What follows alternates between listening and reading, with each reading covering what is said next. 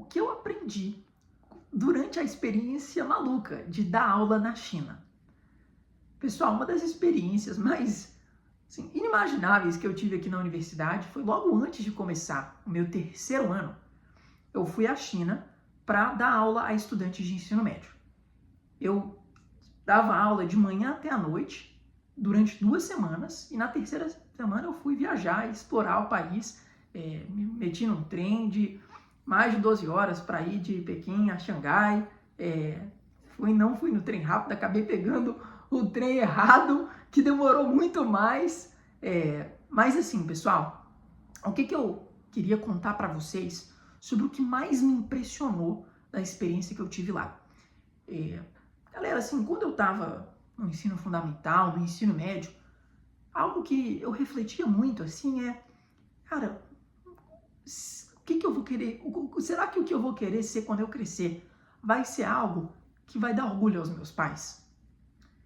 E essa reflexão, ela me marcava muito, mas eu acho que a gente pode fazer essa reflexão a nível um pouco maior também, que será que o que eu vou querer ser quando eu crescer vai ser algo que a minha sociedade, que a minha comunidade valoriza?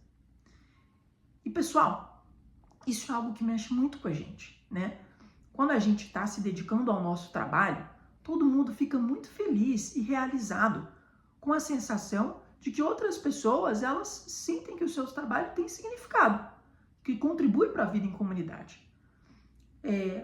Agora, uma das coisas que eu percebi enquanto eu estava crescendo era que não necessariamente na cultura brasileira os estudos eram aquilo que, quando eu ia para uma festinha de escola, encontrava os amigos, os pais dos meus amigos, o fato de eu, às vezes, colocar um pouquinho mais de tempo nos estudos, não era muito admirado. Na verdade, algumas pessoas da escola vinham falar que isso não era saudável, alguns desses pais de amigos, ou de que eu era muito jovem, não precisava estar estudando tanto e que eu podia estar fazendo outras coisas. Vai jogar bola. Quantas vezes eu não ouvi isso? E isso me marcava muito, assim. E quando eu olhava, dentro da minha turma, na minha escola, o que os meus amigos ou nas redes sociais era aquilo que era mais valorizado, ou com quem que, se você passasse na rua, você pediria para tirar uma foto. E muito raramente era uma pessoa que conseguiu realizar os seus sonhos por meio da educação, estudou, conseguiu entrar numa profissão que está de fato contribuindo algo de novo, inovador, que melhora a vida das pessoas na sociedade. Mas muitas das vezes era uma pessoa que fazia algo envolvendo, por exemplo, o esporte, ou envolvendo a música, que são coisas incríveis, né? Eu amo futebol, torço para o meu Vasco, adoro música, sou apaixonado por samba e acho que as profissões têm sim muito valor. Mas será que em uma sociedade o valor, tanto que a gente dá em termos de salário, o pagamento que as pessoas recebem, e a valorização mesmo, o respeito que tem na sociedade, será que deveria ser tão maior para um jogador de futebol, um cantor, do que para um cientista, um professor, uma professora, pessoas que nos formam, quem coleta lixo, um policial? Então, essa reflexão sempre me marcou muito. Mas eu, quando vim aos Estados Unidos, para ser muito sincero, eu acho que aqui eles valorizam mais, mas assim, só você olhar o quanto a Taylor Swift é famosa aqui no país. E eu não sentia tanto que aqui, nessa cultura, você tinha algo completamente diferente do Brasil em termos do quanto se valoriza a educação. Mas quando eu fui à China, pessoal, e passei lá 3 semanas, eu fiquei impressionadíssimo. Dentro ali da sociedade, eles conseguiram fazer, de fato, assim, algo que os estudantes, eles valorizam a educação num tanto, que é como se fosse uma religião, é algo sagrado. Então, durante o tempo que os estudantes passaram ali no acampamento, o meu dever era falar para eles, pessoal, por favor, depois das 10 da noite, eu não quero vocês trabalhando. É para vocês descansarem, para a gente no dia seguinte ter momentos aqui legais para que ninguém esteja com sono. Mas ainda assim, eu escutava de que tinha gente no dormitório que estava às 2, 3, 4 da manhã revisando o conteúdo da aula que eu estava dando, que era sobre como você consegue criar organizações, né, que promovem a transformação da sociedade, que geram um impacto positivo enquanto você ainda está no ensino médio. Então, eu contei sobre criar o projeto Feynman, Associação Brasileira de Debate do Ensino Médio, mais recentemente Jovens Líderes pela Paz, o programa de curso sobre application, né, que foi no modelo mais de startup, e eu estava contando essas experiências, como eles podem fazer isso no ensino médio deles, mas eu não queria que eles fizessem isso de madrugada, mas era isso que eles estavam fazendo. E assim, pessoal, me marcou muito o quanto, aí sim, talvez seria um nível extremo da expectativa da sociedade do quanto que eles se dedicariam aos seus estudos. Então, os pais, de fato, assim, viam, não tinha dúvida, né, que na cidade deles, em toda a comunidade deles, se eles falassem que eles estavam participando de um acampamento na Universidade de Harvard e aprendendo aula por 2 semanas, né, aquilo ali, de fato, assim, teria muito, mas muito valor e seria muito respeitado. E a experiência que eu tive lá foi de que o aprender era algo que conseguiu se tornar algo muito valorizado. E a pessoa que, né, não é sobre o quanto você já sabe, né, ou você sabe, seu sabichão, mas a sua disposição de aprender. E você está fazendo perguntas para alavancar a fronteira do conhecimento, você tem a humildade de sentar numa sala de aula e estudar.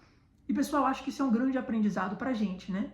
A China obteve uma transformação enorme durante os últimos 30, 40 anos e atingiu taxas incríveis de crescimento econômico, melhores qualidades de vida para a sua população. E eu acho que um dos fatores que muitas vezes eu não vejo, né, sendo citado quando as pessoas pensam no que gerou a transformação econômica da China, eu acho que vem do quanto culturalmente a educação é valorizada.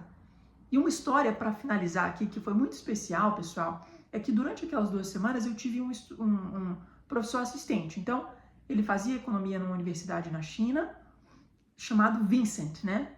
E o Vincent, ele era muito gente boa. Ele, sorrisão no rosto, coloquei ele para jogar futebol, e a gente se divertiu pra caramba. Mas ele me ajudou muito a preparar o material das aulas. E o Vincent, a gente, né, terminou ali, eu falei, Vincent, poxa, eu tô indo voltar para muito longe, eu não tenho ideia de quando eu voltaria aqui na China de novo.